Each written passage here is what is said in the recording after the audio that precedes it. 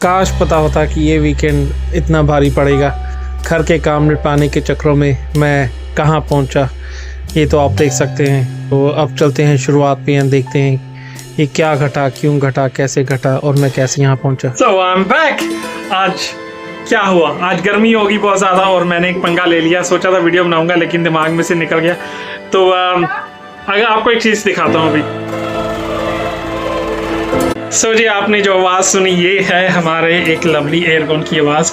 ये aircon replacement aircon था। एक एयरकॉन पहले था जो ख़राब हो गया था, उसको रिप्लेस करके एयरकॉन लिया। उसमें से सेम आवाज़ आती थी। वो एयरकॉन ठंडा काफ़ी करता था वो, लेकिन उसमें से आवाज़ आती थी। अनोय होकर हमने ये ले लिया और इसकी आवाज़ एक हेलीकॉप्टर की लैंडिंग जैसी है कि इसकी अब जैसे अगर आपके अभी घर पे हेलीकॉप्टर अभी लैंड किया है और इंडिया में जो जनरेटर अपने यूज़ होते थे वैसी आवाज़ है।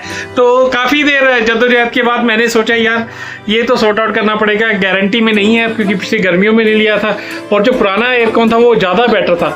प्रॉब्लम यही थी, आवाज़ थी, लेकिन उसकी आवाज़ कम थी। तो आज मैंने सोचा क्यों ना पंगा लिया जाए। वो फेंकना तो पड़ेगा क्योंकि अगर रिपेयर नहीं होता तो क्या करें। तो रिपेयर का भी कुछ समझ नहीं आ रहा था। यहाँ पे रिपेयर कॉस्ट हर चीज़ की बहुत ज़्यादा है। अगर आप सोचें तो कभी कभी लगता है कि नई चीज़ ले लो बेटर है, क्योंकि 90 पाउंड तो वो घर पे आके चीज़ देखने के ले जाते हैं।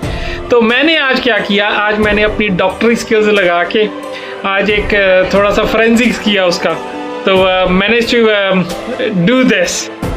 Once upon a time this was an aircon.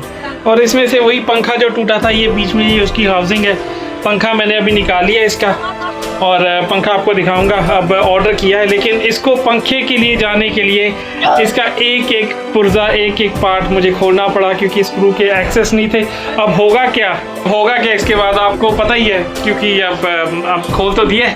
अब जब इसको क्लोज करेंगे तो बहुत सारे स्क्रूज एक्स्ट्रा निकलेंगे इसमें से, पता नहीं क्यों लगाए थे उन्होंने। तो हमने प्रीमियम डिलीवरी मैंने इसलिए पे कर दी है कि कल सैटरडे को आ जाए, तो सैटरडे को ही हम फिक्स कर देंगे। गर्मी बहुत होने वाली है, 35 to 36 डिग्री टेम्परेचर है अगले वीक में, कमिंग वीक में। तो अब जद्दोजहद पूरी है, लेकिन भगवान करे बंद हो जाए।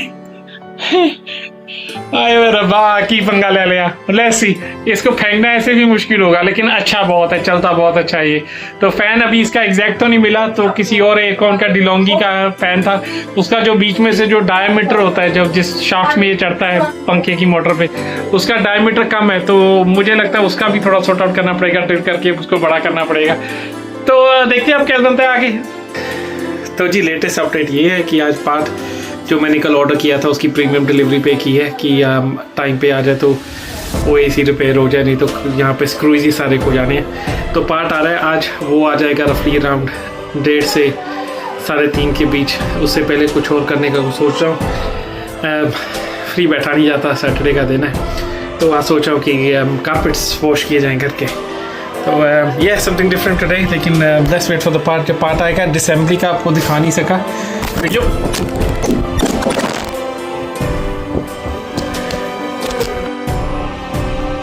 असेंबली का वीडियो जरूर दिखाऊंगा, डिसेंबली का तो दिखा नहीं सका आपको। फ़ोन कर दिया था, बच गया, ये लाइफ लाइन है। तो अब करते हैं कारपेट का काम आए।